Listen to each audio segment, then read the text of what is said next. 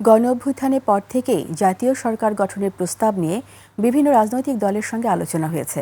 সামাজিক যোগাযোগ মাধ্যমে এ বিষয়ে এনসিপি আহ্বায়ক নাহিদ ইসলামের মন্তব্য রাজনীতিতে বিতর্ক সৃষ্টি করেছে। গণমানুষের এই আন্দোলনকে কেউ কেউ একক কৃতিত্ব নেয়ার চেষ্টা করছেন বলে মন্তব্য করেন তিনি। জারিন নাজনীনের রিপোর্ট। একনল সোপ, দেশের নাম্বার 1 হালাল অ্যান্টিব্যাকটেরিয়াল সোপ, ন্যাচারাল ব্যাকটেরিয়ালাইসিসের সুরক্ষায় ফ্রেশ ও অ্যাক্টিভ সবসময়।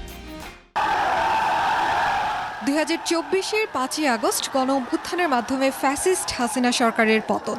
এরপর থেকে সরকার গঠন প্রক্রিয়া নিয়ে চলছে নানা জল্পনা কল্পনা। আলোচনার অন্যতম অংশ জুড়ে রয়েছেন আন্দোলনের সামনের সারিতে থেকে নেতৃত্ব দেওয়া ছাত্র প্রতিনিধিরাও। বৃহস্পতিবার সামাজিক যোগাযোগ মাধ্যমে এসব বিষয়ে খোলাসা করেছেন জাতীয় নাগরিক পার্টি এনসিপির আহ্বায়ক নাহিদ ইসলাম। বিএনপি মহাসচিব মির্জা ফখরুল ইসলাম আলমগীরের মন্তব্যের প্রেক্ষিতে তিনি বলেন, অভ্যুত্থান পরবর্তীতে আলোচনা হয়েছে জাতীয় সরকার গঠন নিয়ে।